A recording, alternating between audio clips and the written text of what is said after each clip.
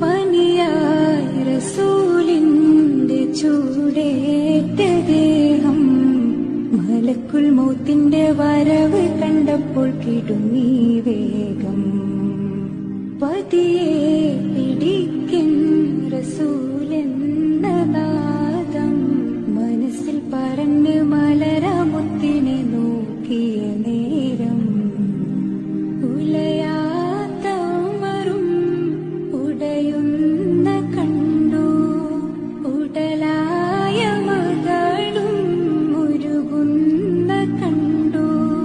മെത്തയും കട്ടിലുമില്ലാത്തൊരു രാജാവിൻ വീട മൊത്തത്തിൽ പൊട്ടിയ തോൽപാത്രമിൽ കഴിഞ്ഞൊരു കൂട. വിതുമ്പുന്ന നബിയോരെ തുളുമ്പുന്ന മിഴിനീരെ ഒപ്പിയെടുത്തൊരു ചുവരാടാ സ്വർഗക്കൂട്. ഒപ്പിയെടുത്തൊരു ചുവരാടാ സ്വർഗക്കൂട്. പനയോലയിലൊരു കുടിലാണേ ഭവനങ്ങളിലത് നീ